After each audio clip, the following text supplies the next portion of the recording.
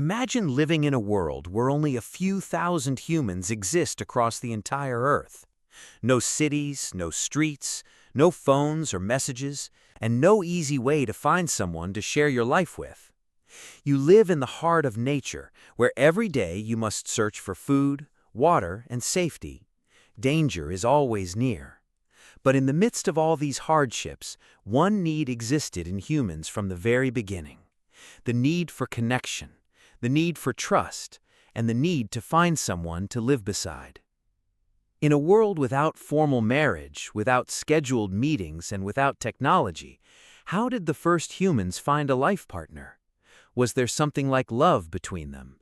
Do the feelings we experience today have roots thousands of generations deep? To find the answer, we must travel very far back in time to when the story of human relationships began.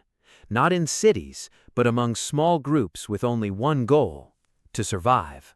When we talk about the first humans, many imagine crude and completely different creatures from modern humans. Creatures that only hunted, lived in caves, and bore no resemblance to us. But the reality is more complex. The first intelligent humans, known as Homo sapiens, appeared in Africa around 300,000 years ago. Physically and mentally, they were very similar to us. They could make tools, plan ahead, learn from past experiences, and most importantly, cooperate with one another. But their world was very different.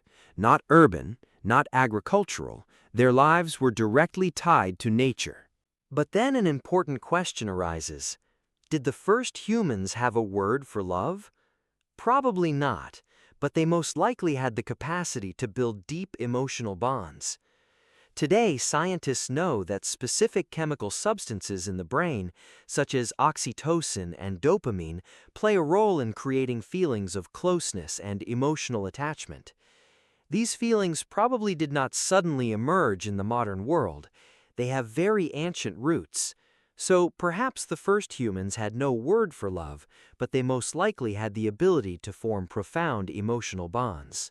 The key question is this: if humans lived in small groups, how did they find someone they could continue their life with?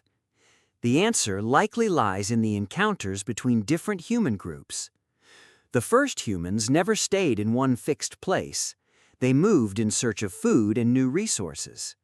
Rivers, plains, and migration routes were places where different groups met one another.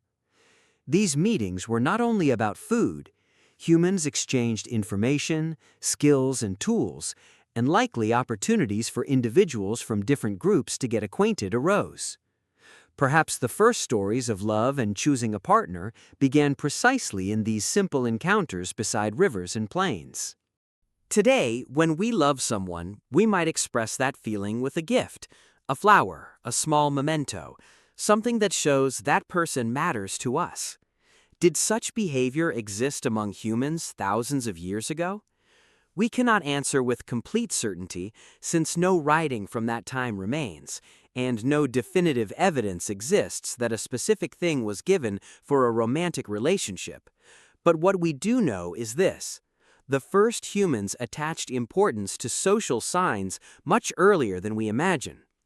One of the most well-known pieces of evidence is Blombos Cave in South Africa. Archaeologists there found seashells estimated to be about 75,000 years old, shells that were not found where they lived, meaning humans must have traveled a distance to obtain them. But why would someone in a world where survival was difficult spend time making something decorative?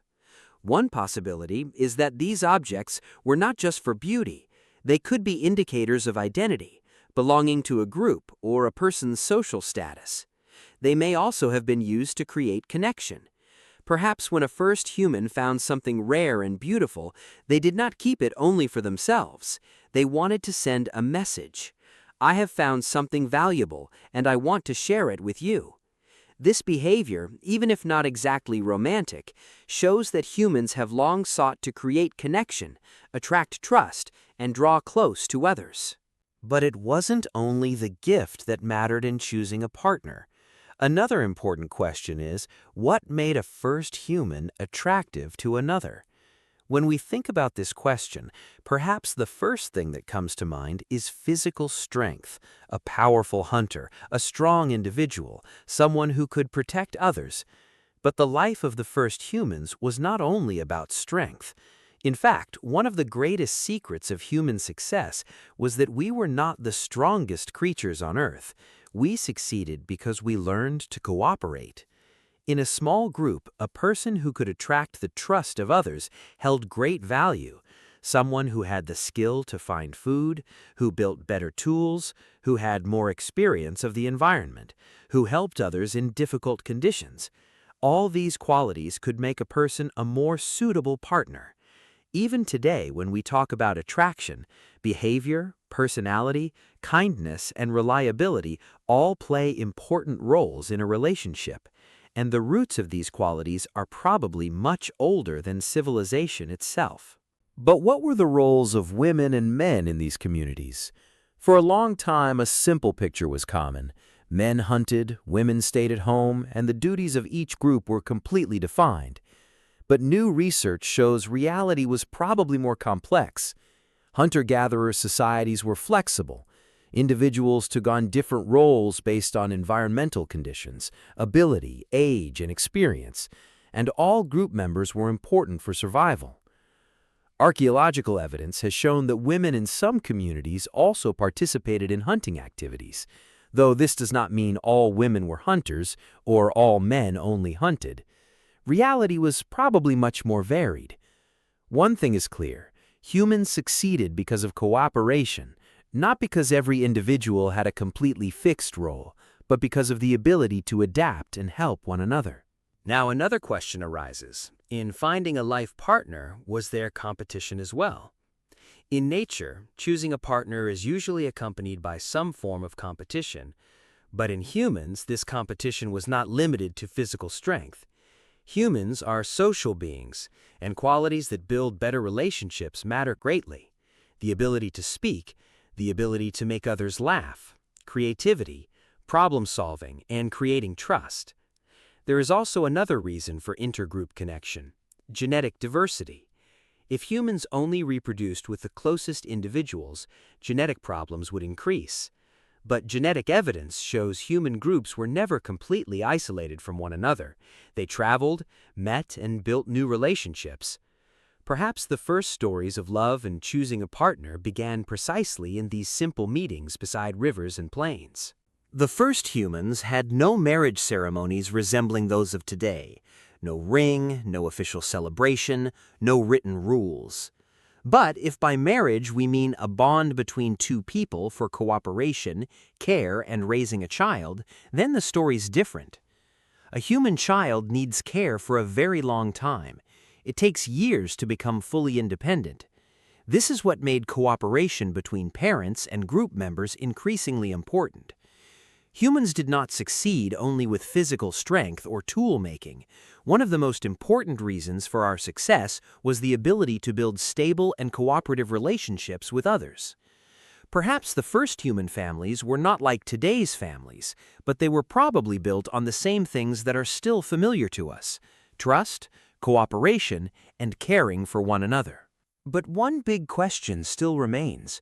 Were the first humans together only for survival, or was something like family and long-term attachment also between them? Humans were not simply beings who lived side by side. They became attached to one another. If someone fell ill, others cared for them. If someone had the skill to find food, they passed on their experience. If a child came into the world, it wasn't only the parents who played a role in its growth, the whole group shared in caring for the next generation. Emotions like trust, attachment, and affection helped build relationships that lasted beyond a brief moment.